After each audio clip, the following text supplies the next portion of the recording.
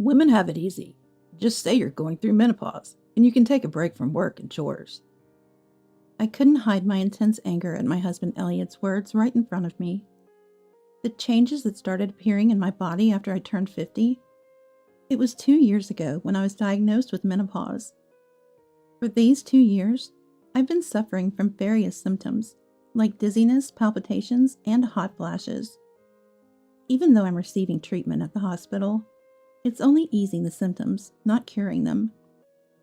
Despite living in the same house and seeing my condition, Elliot has never tried to understand my illness.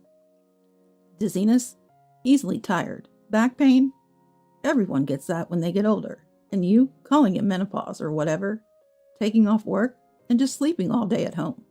Wow, I'm jealous. Elliot hurled these words at me, unable to even stand up due to my dizziness. He maliciously perceived my decision to take a leave of absence, advised by the doctor, as taking advantage of a trivial illness. Elliot has repeatedly hurled insults and sarcasm at my illness that shows no signs of healing. But this day was different. Elliot looked down at me with a look of utter disgust and laughed nastily. If you have the time to show off how hard your illness is, why don't you at least do the housework a wife should do? I am Anita, 52 years old. I live with my husband Elliot, who is 3 years older than me. Elliot and I met through a common acquaintance in our late 20s and immediately hit it off. We continued to date smoothly and got married in our early 30s. We had occasional minor fights, but Elliot was kind, and we managed to live a peaceful life while working hard at our jobs. We don't have children, but I believe we've always been supportive and close as a couple. However, a significant change appeared in our marriage a few years ago. I continued to work as a full-time employee even after marriage, but currently I'm on a leave of absence. The reason is poor health. More specifically, I started experiencing symptoms of menopause in my late 40s, which made me prone to falling ill. Initially, it was mainly irregular menstrual cycles and sudden feelings of heat and fatigue. But as time passed, the symptoms worsened with severe palpitations and sleepless nights. Gradually, I began to feel irritable and depressed for no apparent reason, affecting my mental health. Menopause can bring various symptoms for about 10 years, from before to after menopause. I had heard about it, but experience it myself was more challenging than I had imagined. My symptoms were particularly severe, and despite the advice of my family, the condition didn't improve even after visiting the hospital. The doctor said that there is no specific cure for menopause, and symptomatic treatment is the primary approach. So I've been using prescribed medication and herbal remedies tailored to my severe symptoms. But there's no cure. It became difficult to continue working, so I decided to take a leave of absence when I turned 50, 2 years ago. My company's leave policy is up to 3 years, and soon I will have to decide whether to return to work or retire. I don't want to quit my job, but there's no sign of my symptoms subsiding, and I feel frustrated about possibly having to consider retirement. However, if I end up quitting, I have no idea what Elliot would say. Initially, when I started suffering from menopause, Elliot was concerned and attentive. He wasn't the type to take the lead in household chores, but he used to care when I was unwell. I thought he was a kind person, but as soon as he realized my health issue might drag on, he started looking at me with irritation. When I discussed taking a temporary leave from work with Elliot, he didn't like the idea. I don't understand much about your health, but is it so bad that you need to take a leave? You're not just slacking off and relaxing at home, right? I was shocked when he said that. Men also go through menopause, but Elliot, despite having a chronic illness, rarely fell ill. He's always been careful to maintain his health to prevent his condition from worsening, so he probably sees me, who continues to be unwell, as lazy. That's evident from how he responds no matter how much I explain my symptoms. So what's the plan to improve? If that method doesn't work, Shouldn't you look for another? Why do you keep saying it's not getting better? If it's not healing, find a way to heal. He seemed far from understanding, but continuing to work in my current condition is tough. When I pleaded for a leave of absence until my health stabilized, Elliot, as expected, got furious. However, after I told him that not only my boss, but also my colleagues and juniors had asked me to take a break, he reluctantly agreed, though still displeased. I had decided to do more housework while not working, but there were times when I suddenly felt ill and couldn't get up. Standing brought on dizziness, and even sitting down didn't stop the sweating, perhaps due to hot flashes. Still, when I tried to vacuum, despite the difficulty, merciless back pain would strike. No matter how much I endured and took medicine, trying to do housework whenever I could move a bit, Elliot still didn't understand. Aren't you better yet? What's the point of going to the hospital? It was predictable, but gradually he began to treat me coldly. Stop being so dependent. If you're at home all day because of your leave, why don't you finish all the housework during the day? It's not like you're unwell from morning till night. Coming home to no greeting, dinner just cut up and heated up. What are you doing at home all day? And it wasn't just once or twice that I got such complaints from Elliot when he returned from work. I was shocked by his attitude, sighing tiredly. On weekends, when he was at home, stop lying down all the time. Do the laundry at least. And I was feeling unwell and lying down. I even got yelled at. The sarcasm and complaints from Elliot increased day by day, and words of care and concern disappeared. While his terrible attitude hurt me, I also increasingly worried whether my symptoms would ever heal, if a time would come when I really got better. However, fortunately, my mother-in-law Cassie and sister-in-law Natalie, who lived in the same town, understood my condition and sometimes gave me advice, which was very helpful. Cassie is over 80, but still robust and lively, speaking clearly and energetically. Her husband has passed away, and she lives with Natalie and her husband. Cassie and Natalie were the ones who advised me to go to the hospital and were the first to suggest taking a leave if it got too bad. I'm truly grateful to them, as both my parents have passed away, and they're the ones who care about my menopausal symptoms. One day, we're going to have a dinner party at our house next weekend for Mom's birthday, Elliot said. In Elliot's family, it's tradition once childhood to have a big dinner party for family birthdays. Since marrying Elliot, I've participated every year. Depending on the year, we either went out for dinner or had a party at the in-laws' house. But this year, Cassie's birthday celebration was to be held at our place. Of course, that meant I was in charge of the meal. On the day, Cassie and Natalie were supposed to come in the evening, and Natalie's husband couldn't make it due to work. Make sure you're in good shape on the day, Elliot said, glaring at me sharply. I won't tolerate it if it's like last year. I understand. I could only nod in front of Elliot's aggressive attitude. Last year, on Cassie's birthday, I felt ill and missed the party at the in-laws' house. Elliot seemed to think he was made a fool of and berated me harshly when he returned home. I remember crying from the pain of that time. So this time, I want to be in good condition on the day of the dinner, as Elliot said. However, if it were a condition that could be controlled just by wanting it, I wouldn't have been suffering for years. Hoping for a day when I felt a little better, I started preparing little by little. Cassie would be turning 85 at her next birthday. Wanting to show my gratitude for all she has done, I vowed to pour my soul into preparing dinner for everyone. With the in-laws coming over, there was a lot to do besides preparing the meal. Elliot has a bit of a show-off side, so he wouldn't be satisfied unless the entire house was cleaned from corner to corner. I cleaned the house meticulously over several days, consulting my physical condition. Elliot didn't help with the housework at all, just relaxing in the living room, but I was used to it.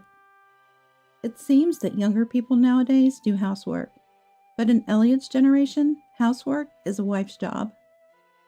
Especially since Elliot, who thinks I'm just lazing around at home all day, wouldn't help.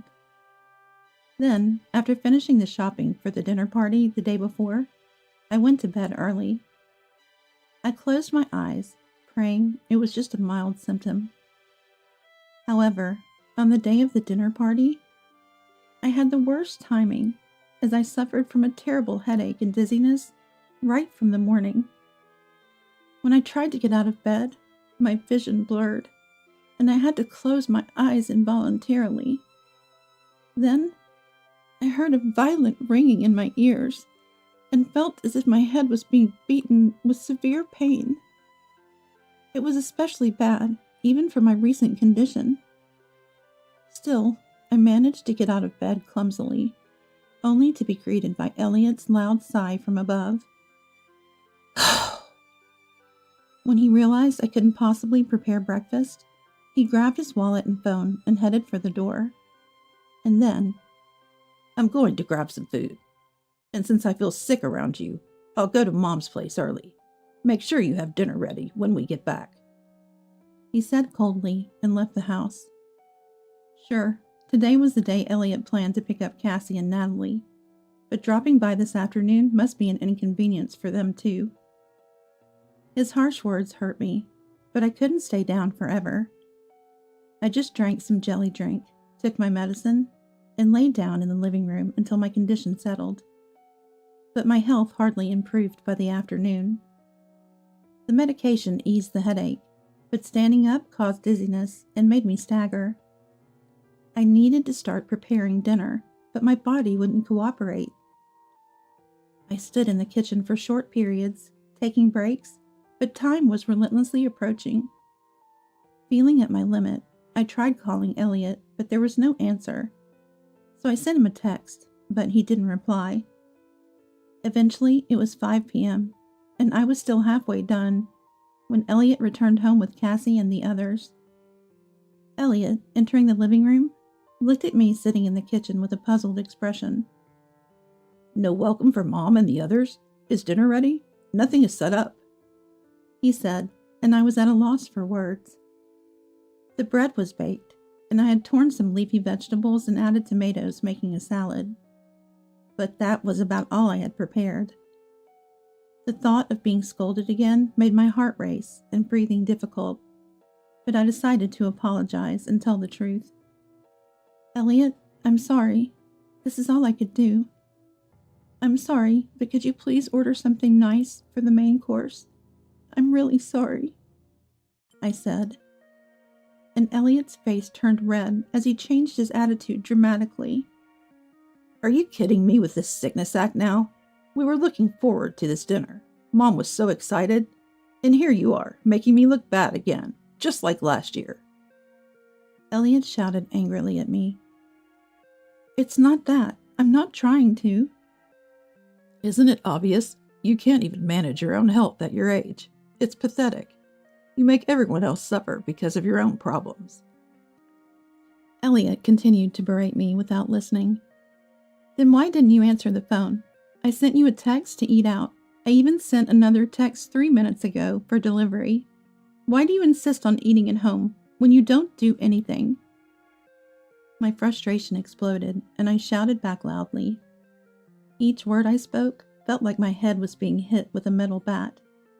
My vision was so blurred, I could hardly see Elliot's face. I couldn't hear anything over my own voice and heartbeat, and I was sweating profusely from the heat.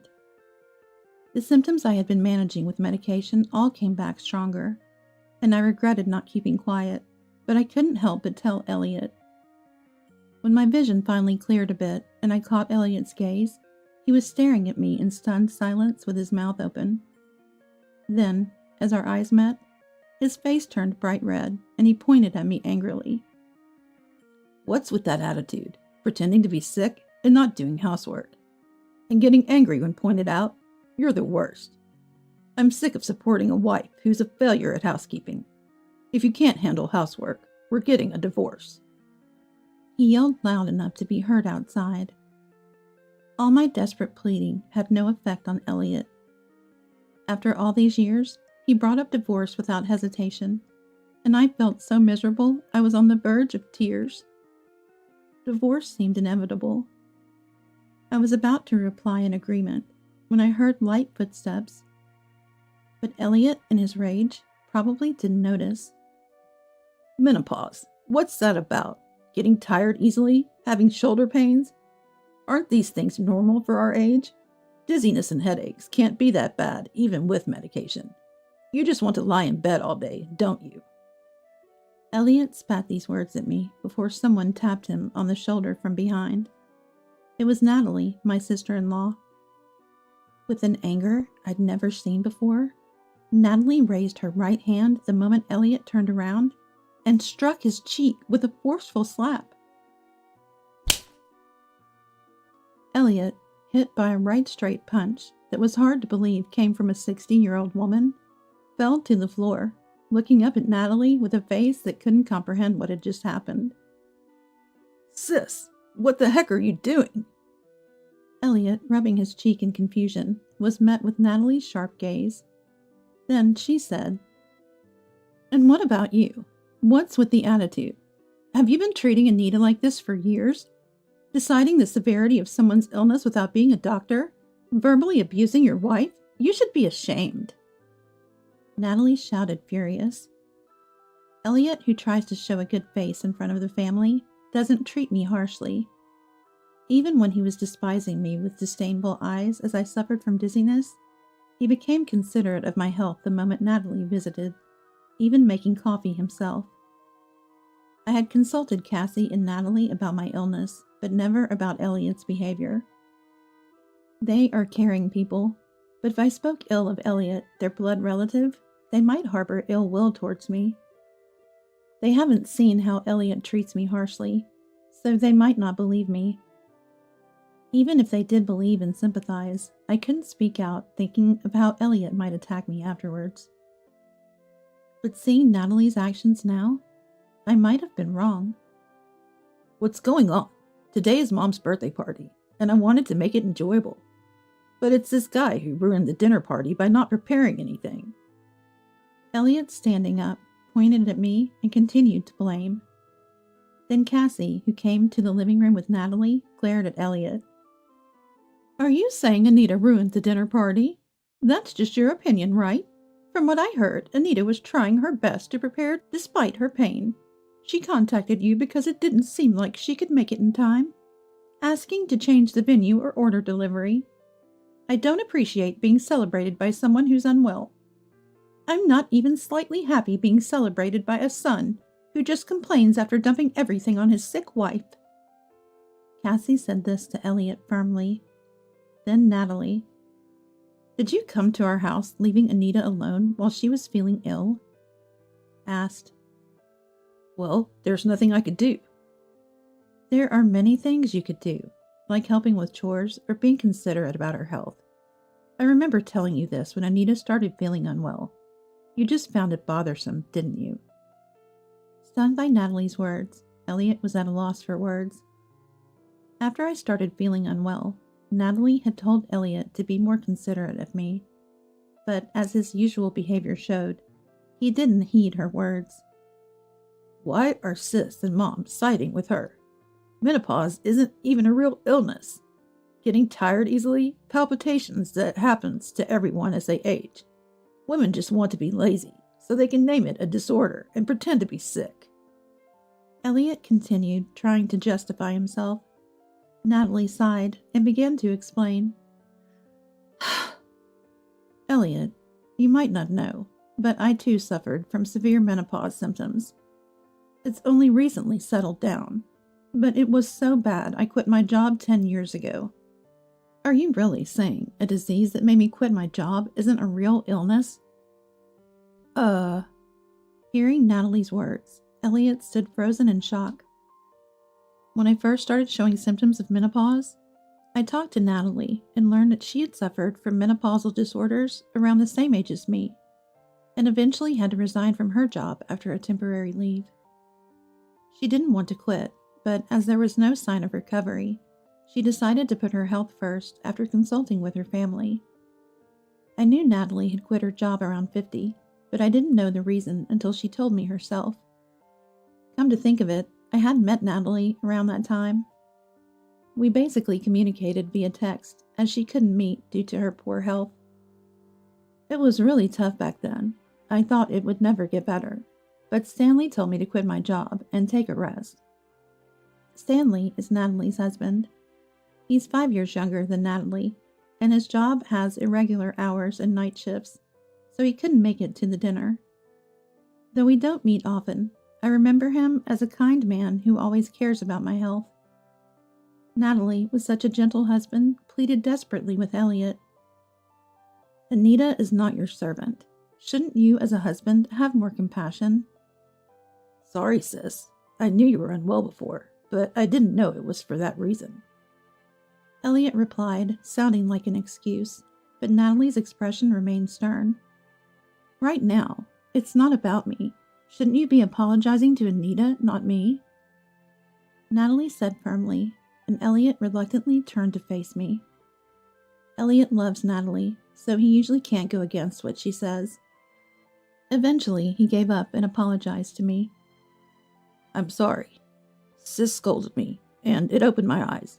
From now on, I'll help you, Anita, and we'll get along. He said sincerely, looking into my eyes, and I thought he finally understood.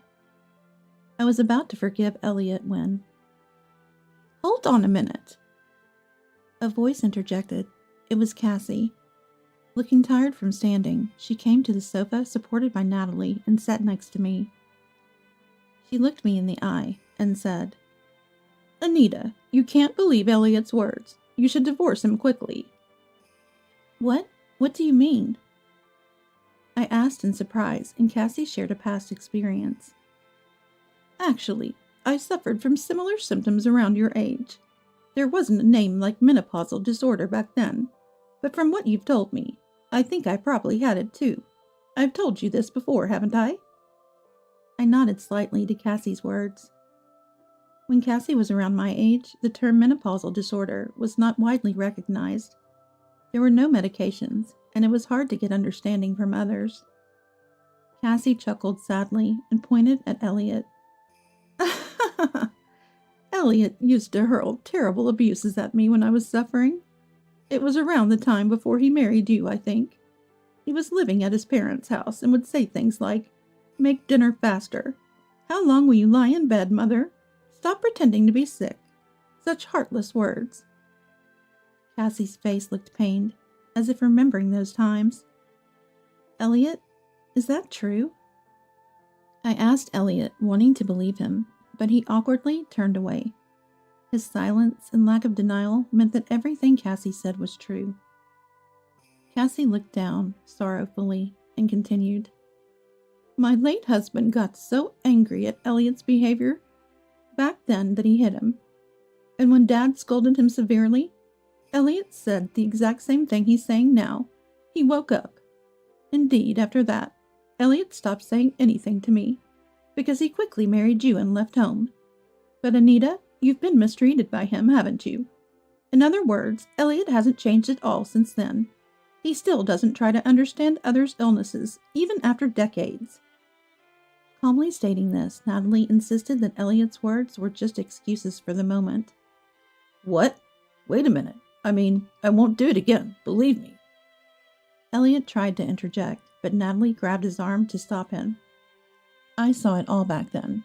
That's why I hit you, just like Dad did. Remember how you cried and apologized to me after Dad scolded you?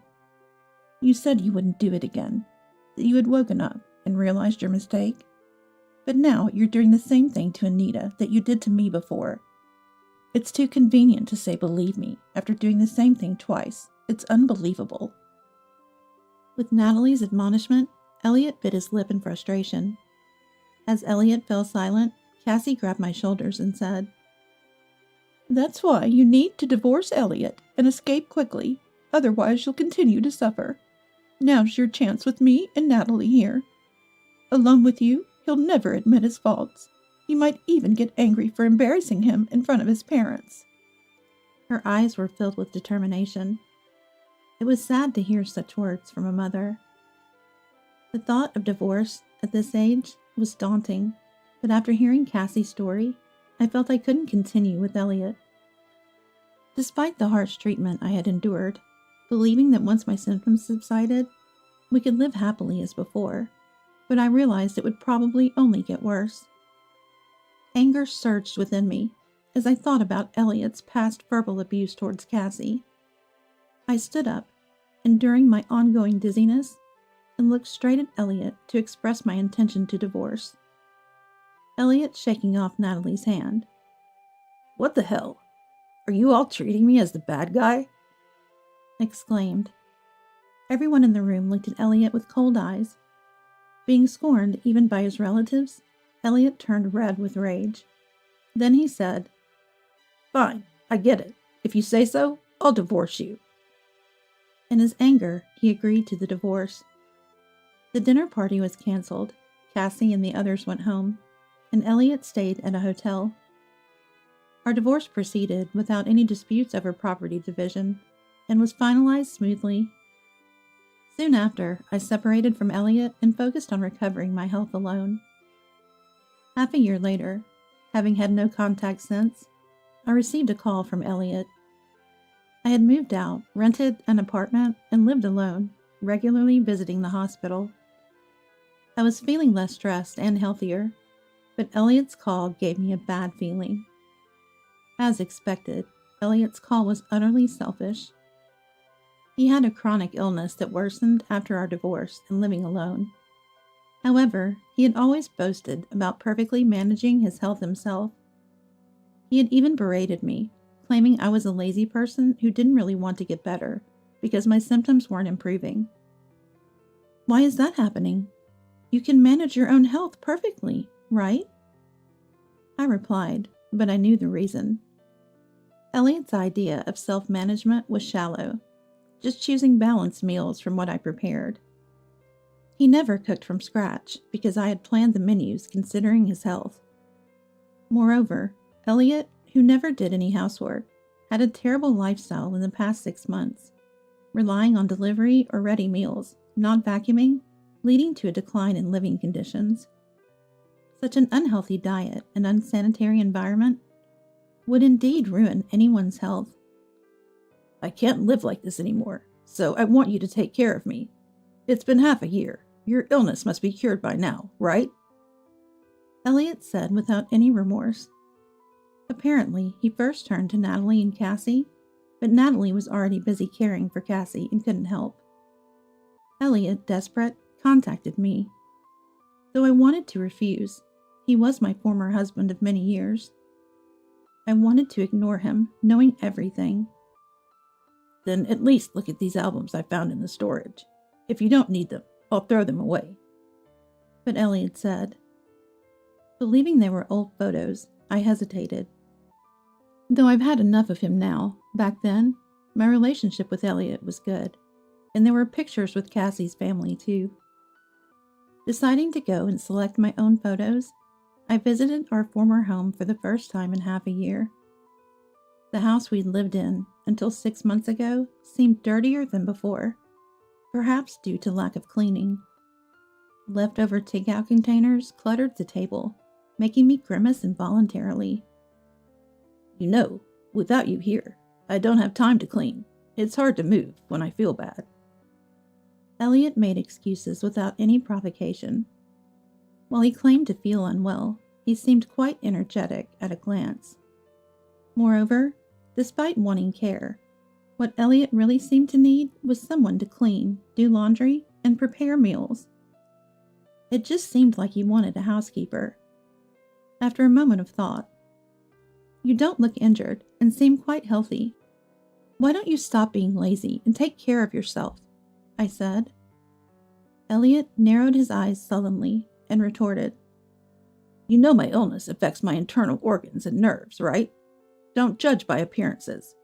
It's outrageous that you call me lazy when I'm suffering so much." He spat these words out. Seeing my cold gaze, Elliot visibly became unsettled. Then he stopped moving abruptly. With widened eyes, he took a deep breath and apologized to me. I said those harsh things to you when you were suffering. I'm truly sorry. I deeply regret it and won't do it again. So please. I anticipated his next words and firmly interrupted. Sorry, but I can't take care of you. I'm still not over my menopausal disorder, and I can't trust your remorse. A desperate Elliot apologized profusely.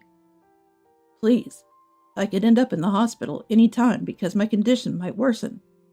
I continue with medication, but proper diet management is essential, and I'm in trouble without you. Please, I'm begging you.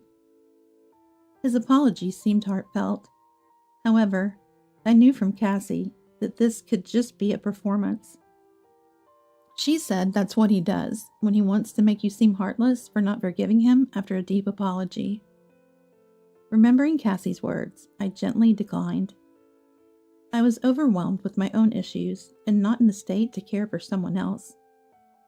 Living with Elliot again and taking care of him would only worsen my menopausal symptoms due to stress.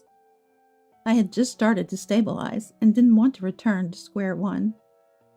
I can't. If you really need care, use home care services or a helper. That's beyond me. I explained these options to Elliot, who was still pleading, and made it clear that I couldn't care for him and had no intention of living together again. Then I returned to my own life. Since then, my symptoms have settled, and I've returned to work after a hiatus. Though I considered retiring at one point, I needed to support myself living alone. I always found fulfillment in my job, and despite a 2-year and a few months gap, returning to work felt good. I have no intention of reconciling with Elliot or considering remarriage at this time. However, I still keep in touch with Elliot's family and occasionally meet them for meals. The regular family dinners, a long-standing tradition of Elliot's family, were discontinued after this incident. I also heard that Elliot, for some reason, quit his job. He claimed it was to focus on treatment, but his hospital visits haven't increased, nor has his diet improved. He seemed to be living on his early retirement funds for now. Yet he appears to be living in fear of an uncertain future due to his illness. I am determined to take care of my health and live a fulfilling life for the remainder of my days.